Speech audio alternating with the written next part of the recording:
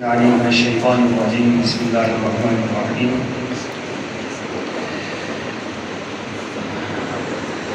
سامعین محترم، اللہ تعالیٰ کے فضل اور رزق احسان کے ساتھ آج سورہ آل عمران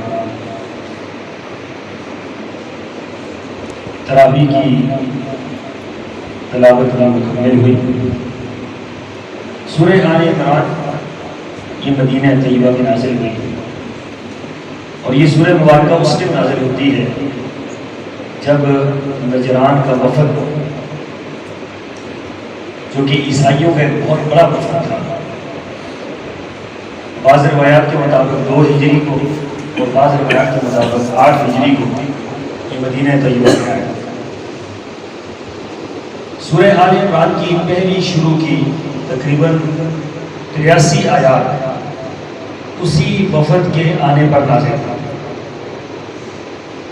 2 صورتوں کا اگر آپ موازنہ کرنا چاہیں، سورہ بقرہ اور سورہ آل عمران کا، تو یوں سمجھیے کہ سورہ بقرہ میں اللہ نے یہودیوں کی تاریخ بیان کی، ان کے عقائد بیان کیے، ان کے اوپر انعامات بیان ہوئے، اور اس کے بعد ان کے اندر جو بگاڑ ہوا وہ بیان ہوا، اور ان کی تباہی اور بربادی بیان ہوئی، ان کی اللہ اور اس کے رسول کے ساتھ بغاوتیں بیان ہوئی۔ اسی انداز سے سورہ آل عمران میں شروع کی آیات مبارکہ میں اللہ تعالیٰ نے عیسائیوں کی تاریخ بیان کی اور عیسائیوں کا عروج بیان کیا، پھر عیسائیوں کا زوال بیان کیا، عیسائیوں کے اوپر ہونے والی اللہ کی طرف سے رحمتیں اور برکتیں بیان کی، اور پھر ان کی تباہی اور بربادی بیان کی۔ گویا یہ سمجھایا جا رہا ہے امت مسلمہ کو کہ اگر عروج کے بعد آپ نے نعمتوں کی قدر نہیں کی تو پھر اللہ تعالیٰ کیا کرتا ہے؟ پھر اللہ زوال دیتا ہے، تو ایسا زوال آتا ہے، ایسا زوال آتا ہے، فَدَمَّرْنَاهُمْ تَدْمِيرًا، فرمایا کہ تمہاری اینٹ سے اینٹ بچ جاتی ہے۔ دنیا کے اندر دیکھیں، بنی اسرائیل کوئی معمولی قوم نہیں تھی، سب سے زیادہ دنیا کے اندر جس قوم سے انبیاء آئے وہ بنی اسرائیل تھی، اور اللہ تعالیٰ نے قرآن پاک میں جہاں بنی اسرائیل کا تذکرہ کیا وہاں اللہ تعالیٰ نے فرمایا یا بنی اسرائیل اذکروا نعمتی التی انعمت علیکم وانی فضلتکم علی العالمین، پوری کائنات پر فضیلت دی گئی تھی، لیکن ہوا کیا؟ انہوں نے اللہ کی نعمتوں کی قدر نہیں کی۔ جو اللہ نے ان کی ڈیوٹی لگا رکھی تھی کہ شرک نہیں کرنا، کفر نہیں کرنا، اللہ کے انبیاء کا انکار نہیں کرنا، اللہ کے انبیاء سے بغاوت نہیں کرنی، اللہ کے پیغام کو منع ماننا ہے، حلال کو حلال جاننا ہے، حرام کو حرام جاننا ہے، انہوں نے سرے منہ سے انحراف کیا، پوری کی پوری قوم بگڑ گئی۔ اگر آپ اس بات کو ذرا مشکل نہ سمجھیں تو آج مسلمانوں کا یہی حال ہے کہ مسلمان قوم کے عقائد آج بگاڑ کی حد تک، خطرناک حد تک چلے گئے، ان کے نظریات خطرناک حد تک چلے گئے، ان کے اندر حلال اور حرام کی تمیز وہ ختم ہوتی جا رہی ہے۔ تو مبالغہ کہ اللہ کا قانون تو ایک ہی جیسا ہے دنیا کے اندر۔ تو پہلے اللہ تعالیٰ نے یہودیوں کی تاریخ بیان کی، پھر اس کے بعد عیسائیوں کی تاریخ بیان کی، پھر اللہ تعالیٰ نے یہ فرمایا کہ یہودیوں اور عیسائیوں کے جرائم یکساں تھے۔ ان الذین یکفرون بآیات اللہ ویقتلون النبیین بغیر الحق، فرمایا کہ یہ وہ لوگ ہیں جو اللہ کی آیات کا انکار کرتے ہیں اور انبیاء کو بغیر کسی وجہ کے قتل کرتے ہیں۔ وہ دونوں کے جرائم ایک جیسے تھے اور خوفناک ترین جرائم تھے کہ اللہ کے نبی کو قتل کر دینا کوئی معمولی جرم تو نہیں ہوتی۔ پھر فرمایا اسی سورہ مبارکہ کے اندر، سورہ آل عمران کے اندر، اہل کتاب کو دعوت اتحاد دی گئی۔ دنیا کے ہر مذہب کو اسلام 3 اصولوں کی بنیاد پر دعوت اتحاد دیتا ہے۔ یا اہل الکتاب تعالوا الی کلمۃ سواء بیننا، اس کتاب اس چیز کی طرف آؤ جو تمہارے اور ہمارے درمیان کیا ہے؟ مشترک ہے۔ وہ کیا ہے؟ اللہ نعبد الا اللہ، اللہ کے علاوہ کسی کی عبادت نہیں کرنی، ولا نشرک بہ شیئا، اللہ کے ساتھ کسی کو شریک نہیں ٹھہرانا۔ یہ تو تمہارا عقیدہ ہے ثالث الثلاثہ کا، یہ عقیدہ بالکل اللہ کے اصولوں کے منافی ہے، اور یہ اللہ کا انکار ہے، اللہ کا کفر ہے۔ حضرت عیسیٰ علیہ السلام یہ اللہ کے بندے تھے۔ ان مثل عیسیٰ عند اللہ کمثل آدم خلقہ من تراب ثم قال له کن فیکون، جس طرح حضرت عیسیٰ کی، حضرت آدم کی پیدائش تھی، اس طرح حضرت عیسیٰ علیہ السلام کی پیدائش تھی، ان کی پیدائش میں کوئی فرق نہیں. اللہ تعالیٰ نے دونوں کو مٹی سے پیدا کیا. صرف یہ تھا کہ حضرت عیسیٰ علیہ السلام اللہ تعالیٰ کے خصوصی کرم سے اور خصوصی رحمت سے اللہ تعالیٰ کا ایک بہت بڑا انعام تھا جس کی بنا پر ان کی پیدائش ہوئی. بغیر باپ کی ان کی پیدائش ہوئی. لیکن اس کا یہ معنی نہیں ہے کہ بغیر باپ کے وہ پیدا ہوئے تو نعوذ باللہ من ذالک وہ خدا بن گئے، ثالث و ثلاثہ بن گئے، اللہ کے مقابلے میں کھڑے ہو گئے، اللہ کے بیٹے بن گئے. تو فرمایا کہ یہ تمہارے نظریات بالکل غلط ہیں. اگر یہ نظریات تم چھوڑ دو تو پھر کیا ہے؟ اللہ نشرک کر کہ تمہارا اور ہمارا اتحاد ہو سکتا ہے. وَلَا يَتَّخِذُ بَعْضُنَا بَعْضًا أَرْبَابًا مِن دُونِ اللَّهِ، اور اللہ کے علاوہ کسی اور کو ہم نے رب نہیں بنانا. اللہ کے علاوہ کسی اور کو رب نہیں بنانا. کیا معنی؟ اللہ کے علاوہ تم نے پیروں کو، فقیروں کو، بڑوں کو، بزرگوں کو، اولیاء کو جو رب بنا رکھا ہے، یہ اصول نہیں چلے گا. رب صرف اللہ ہے، صرف ایک اللہ کو پکارنا ہے. اگر یہ تین کام تم کر لیتے ہو تو پھر ہمارا تمہارے ساتھ کیا ہے؟ اتحاد ہے. ہمارا تمہارے ساتھ کوئی اختلاف نہیں. تو یہی تین بنیادیں ہیں اختلاف. نہ یہودیوں نے یہ بات مانی، نہ عیسائیوں نے یہ بات مانی. آج بھی اسلام کے اصولوں پر قائم ہے. ہم دنیا بھر کے لوگوں کو یہ دعوت دیتے ہیں تعالوا الی کلمۃ سواء بیننا وبینکم. بھائی جو ہمارے اصول ہیں واضح ہیں، ان اصولوں پر آ جائیں، اتحاد کر لیں. سب کو اتحاد کی دعوت دی جاتی ہے. اور یہی اتحاد کا بنیادی فلسفہ ہے امت مسلمہ کے فرقوں کے درمیان میں. یہی اتحاد کا، یہی ایک ہی بات ہے اتحاد کے لیے کہ آپ اللہ پر اکٹھے ہو جائیں، رسول پر اکٹھے ہو جائیں، اور اللہ نے جو حلال اور حرام کے اصول مقرر کر دیے اس پر اکٹھے ہو جائیں. اپنی تشریح، اپنی توضیح، اپنی بات، اپنے پیروں، فقیروں، بڑوں، بزرگوں کو سب کو چھوڑ کر اللہ اور اس کے رسول کی بات کو مان لو تو بس اتحاد ہو سکتا ہے. اللہ اور اللہ کے رسول پر تو کوئی اختلاف نہیں ہے نا. جب اختلاف نہیں ہے تو سب اس کو پکڑ لو، سارے اس طرف آ جاؤ.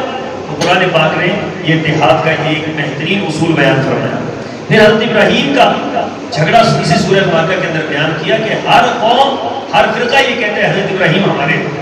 یہودیوں کا خیال ہے کہ وہ ہمارے ہیں، عیسائیوں کا خیال ہے وہ ہمارے ہیں، مشرکین کا خیال تھا ہمارے ہیں. اللہ تعالیٰ نے فرمایا یا اہل الکتاب لم تحاجون فی ابراہیم، اے اہل کتاب ابراہیم کے بارے میں کیوں جھگڑتے ہو؟ تم کہتے ہو ہمارے ہیں، تم کہتے ہو ہمارے ہیں. ما کان ابراہیم یہودی ولا نصرانی ولکن کان حنیفا مسلما. ابراہیم علیہ السلام نہ یہودی تھے نہ عیسائی تھے. وہ کیا تھے؟ وہ تو ایک بہترین قسم کے اللہ کے فرمان بردار بندے تھے. تو مسلمان تھے، نہ یہودی تھے نہ عیسائی تھے. تو قرآن پاک نے سرے سے یہ بات ختم کر دی. حضرت ابراہیم کے متعلق جو جھگڑا تھا اس سورہ مبارکہ کے اندر وہ ختم کر دیا. پھر رسول اللہ صلی اللہ علیہ وسلم کی عظمت تمام انبیاء پر مسلم ہے. اسی سورہ مبارکہ کے اندر اس کو بیان کیا کہ وَلَقَدْ اللَّهُ مِيثَاقَ النَّبِيِّينَ، ساری دنیا کے جتنے انبیاء آئے ہیں حضرت آدم سے لے کر رسول اللہ صلی اللہ علیہ وسلم تک تمام انبیاء کو مسلمان مانتے ہیں. سب انبیاء کو مانتے ہیں اور سب انبیاء کی عظمت کو تسلیم کرتے ہیں. لیکن یہ بھی تسلیم کرتے ہیں کہ تمام انبیاء کے اوپر فضیلت اللہ نے کس کو عطا کی ہے؟ محمد رسول اللہ صلی اللہ علیہ وسلم کو عطا کی. یہ آپ کی فضیلت، آپ امام الانبیاء ہیں، لہٰذا آپ کی فضیلت یہ مسلمہ ہے. اس سورہ مبارکہ کے اندر آپ کی فضیلت بھی بیان کی ہے. پھر مکہ کی عظمت پوری کائنات پر، یہ جو آپ کا حرم ہے، جو رسول اللہ صلی اللہ علیہ وسلم کا قبلہ ہے، پوری کائنات میں سب سے افضل ترین جگہ کون سی ہے؟ وہ بیت اللہ. ان اول بیت وضع للناس للذی ببکۃ مبارک وہدی للعالمین فیہ آیات بینات مقام ابراہیم. قرآن پاک نے اس سورت میں یہ بھی بیان کیا ہے. پھر یہ فرمایا کہ سارے کے سارے اختلافات کو چھوڑ کر اللہ کی رسی کو مضبوطی سے پکڑ لو. واعتصموا بحبل اللہ جميعا ولا تفرقوا. سارے مل کر اللہ کی رسی کو مضبوطی سے پکڑ لو. اب دنیا کا ہر بندہ یہ آیت پڑھ کر آپ کو سنائے گا لیکن اپنی بات سے ہٹنے کو تیار نہیں ہے، اپنے مولوی کو چھوڑنے پہ تیار نہیں، اپنے پیر کی بیعت توڑنے پر تیار نہیں، اپنا قبلہ اور کعبہ بدلنے پر تیار نہیں ہے. تو آیت یہی پیش کریں گے واعتصموا بحبل اللہ جميعا. تو چھوڑ دو، چھوڑو. پھر اعلان کرو کہ ہم سب کو چھوڑتے ہیں، صرف اللہ اور اس کے رسول کی بات مانیں، صرف قرآن اور حدیث پر چلیں گے، قرآن و سنت پر چلیں گے. جو تشریح، جو توضیح قرآن و سنت کی صحابہ کرام نے بیان کی، اسلاف نے بیان کی، اس کو ہم مانیں گے. اختلاف سارا ختم ہے. آج ہم اور آپ اسلام تو نہیں سمجھ سکتے نا، اسلام تو اسلاف نے سمجھا ہے. کیونکہ رسول اللہ صلی اللہ علیہ وسلم کے بعد سب سے پہلے جو اسلام کے مخاطبین تھے وہ کون تھے؟ صحابہ کرام تھے.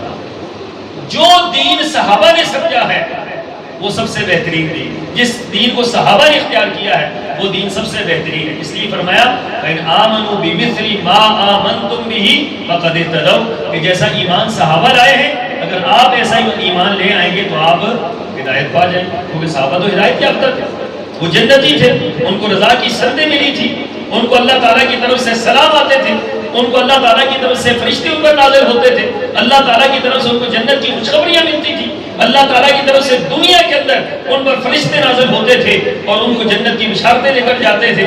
ایسا ایمان لاؤ جیسا ایمان ان کا تھا، تو ان کا ایمان کیسا تھا؟ وہ کسی پیر فقیر، کسی بڑے کسی چھوٹے، کسی امام کسی مجتہد کسی اور کی تقلید کرنے والے تھے، ماننے والے تھے، کسی کے پیچھے چلنے والے تھے؟ وہ تو قرآن و حدیث کے پیچھے چلنے والے تھے، اللہ اور اس کے رسول کی بات ماننے والے تھے۔ سادہ اور سیدھی سی بات ہے کہ اتحاد کے لیے ضروری ہے کہ تمام عقائد چھوڑ کر، تمام اپنے نظریات چھوڑ کر، تمام اپنی پسند ناپسند چھوڑ کر اللہ اور اس کے رسول کی بات مان لی جائے، ساری فرقے ختم ہو جائیں۔ تو پھر فرمایا اسی سورہ مبارکہ کے اندر خیر الامم کا جو وصف ملا ہے صحبت کو تو خیر امت ہے، اسی سورہ مبارکہ کے اندر بیان فرمایا۔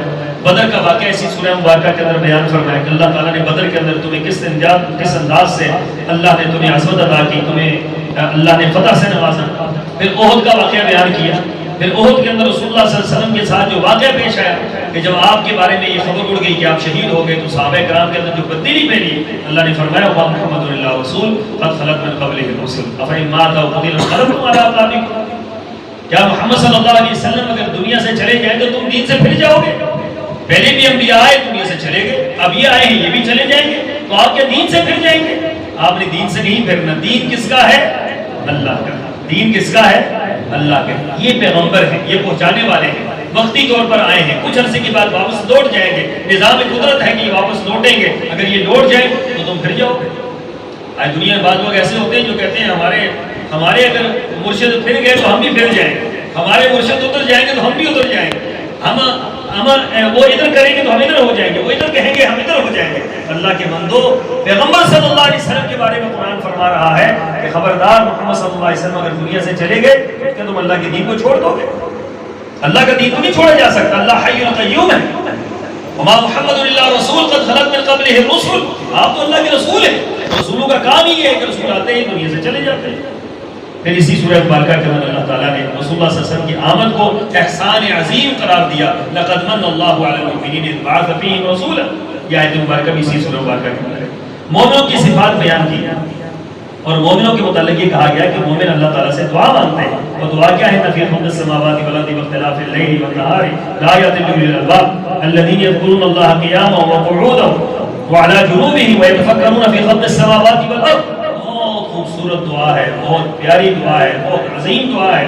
رسول اللہ صلی اللہ علیہ وسلم نے فرمایا جو انسان رات کو نیند سے اٹھتا ہے یہ دعا پڑھتا ہے، رات کو نیند سے بیدار ہوا یہ دعا پڑھی، اس دعا کے پڑھنے کی وجہ سے اللہ تعالیٰ اس کو جنت کے اندر داخل فرما دیتے ہیں۔ اتنی عظیم دعا ہے، اتنی اہم دعا ہے، اور اس قدر اس کے اندر خوبصورت کلمات ہیں۔ اسی سورہ مبارکہ کے اندر اللہ تعالیٰ کی صفات کا ذکر ہوا، توحید الوہیت کا ذکر ہوا، توحید ربوبیت کا ذکر ہوا، منصب رسالت و نبوت کا ذکر ہوا، معجزات اور کرامات کا ذکر ہوا، ایمان اور احسان اور اسلام کا ذکر ہوا، عظمت صحابہ کرام کا ذکر اسی سورہ مبارکہ کے اندر ہوا۔ اسی سورہ مبارکہ کے اندر دستوری قوانین بیان ہوئے، اخلاقی قوانین بیان ہوئے، سیاسی قوانین بیان ہوئے، اجتماعی قوانین بیان ہوئے، مالیاتی قوانین بیان ہوئے کہ اسلام کا جو مالیاتی نظام ہے وہ کیسا ہے، فوجداری قوانین بیان ہوئے، اسلام کے اندر جو سزا اور جزا کا جو تصور ہے وہ کیسا ہے۔ پھر عیسائیوں کے عقائد کی تردید کی گئی، پھر اس سے ہٹ کر بے شمار اور باتیں اسی سورہ مبارکہ کے اندر موجود ہیں۔